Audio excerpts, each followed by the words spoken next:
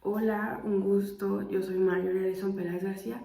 Actualmente soy estudiante de Derecho y hoy les vengo a hablar sobre un tema importante, sobre el impacto de las tecnologías de la información y comunicaciones en el contrato desde una perspectiva de la teoría general del contrato. En las últimas décadas hemos visto cómo el Internet y herramientas digitales han transformado nuestra vida diaria.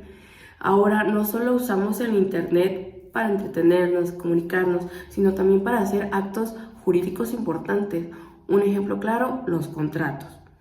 Esto plantea la necesidad de entender cómo la teoría general del contrato antes se estudiaba en contexto presencial físicamente y ahora debe adaptarse a un modo digital. Antes de profundizar en los contratos electrónicos, es importante recordar y entender la teoría general del contrato. Este es un acuerdo de voluntades que genera derechos y obligaciones, y para que este exista debe de tener ciertos elementos. El número uno es el consentimiento, que es la voluntad que tienen ambas partes. El objeto, que debe ser lícito y posible. La causa, que es la finalidad que justifica la creación de la obligación. Y la forma, que es la manera en que se manifiesta el consentimiento. Aunque los elementos del contrato, como el consentimiento, el objeto, la causa y la forma, siguen siendo indispensables aplicarlos en los contratos electrónicos, no siempre es tan sencillo. Por ejemplo, cuando tú contratas o te suscribes a un servicio como Netflix, Spotify, y te pone de que los términos y así, uno le pone a aceptar, pero ¿estamos dando nuestro consentimiento? Aquí la pregunta es, ok, le damos a aceptar, estamos aceptando, pero ¿cómo se demuestra legalmente si no estamos firmando un papel físicamente? Bueno, aquí lo que cambia es que en los contratos electrónicos es la misma manera que el acuerdo existe. Aunque no firmemos físicamente, un clic es suficiente para demostrar que estamos dando este consentimiento, pero este debe ser siempre y cuando la legislación garantice que este consentimiento es válido y auténtico. Las tecnologías de la información han transformado las prácticas contractuales de manera significativa. Hoy en día celebramos contratos electrónicos, utilizamos firmas digitales para autenticar y hacemos acuerdos a través de plataformas como Amazon, Mercado Libre, entre otras plataformas. Esto permite que las personas puedan contratar sin estar físicamente y facilita la vinculación de las partes en distintos países y con diferentes horarios. Otro avance importante son las firmas digitales, que permiten garantizar la identidad de las partes y la integridad del documento. Gracias a ellas, un contrato digital puede tener la misma validez que uno físico, siempre y cuando se cumplan los requisitos legales. Por ejemplo, un contrato de arrendamiento puede ser firmado digitalmente siempre y cuando esta firma electrónica esté reconocida legalmente. En México, desde el año 2000 se han realizado reformas legales para reconocer los contratos electrónicos tanto en el marco civil como en el mercantil. Sin embargo, mientras la regulación mercantil fue más completa, la civil aún requiere una pequeña actualización. Esto significa que celebramos contratos electrónicos todos los días en el marco jurídico para proteger nuestros derechos. Todavía tienen áreas de oportunidad. Entre los beneficios de la contratación electrónica está la eliminación de barreras de tiempo y espacio.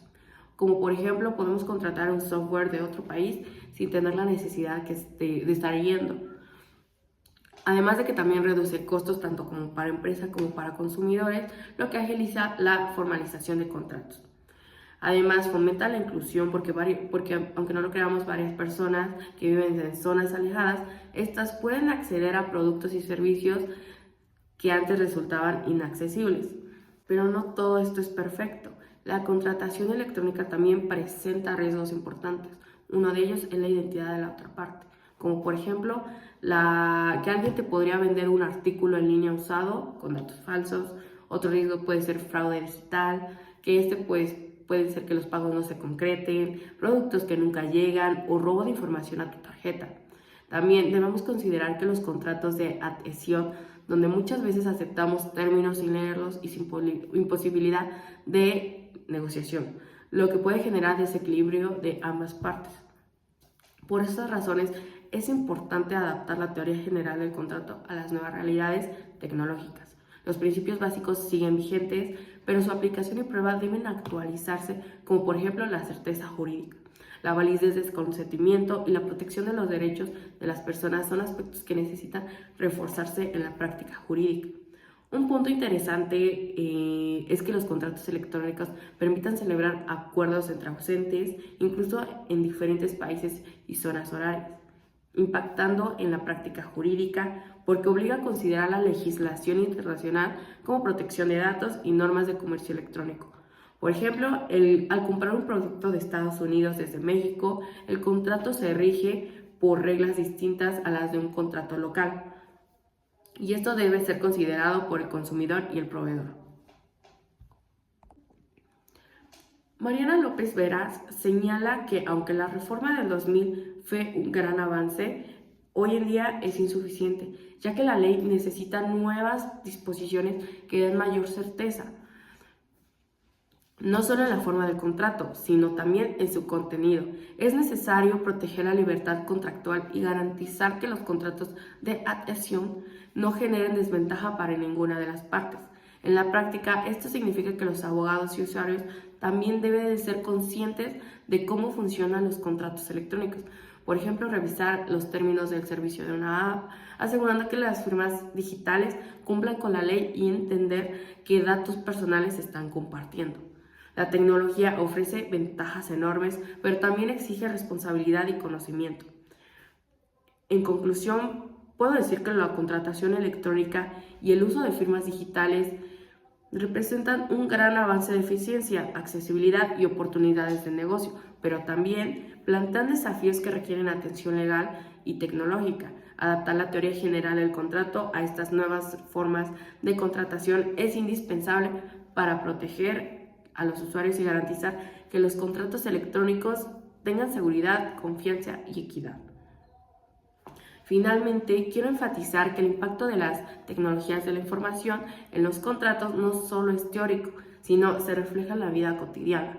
Comprar en línea, suscribirse a servicios, contratar. Finalmente, quiero enfatizar que el impacto de las tecnologías de la información en los contratos no solo es teórico, sino se refleja en la vida cotidiana, comprando en línea, suscribirse a servicios, contratar cursos o usar apps de transporte. Claramente un ejemplo clave, Didi, Uber.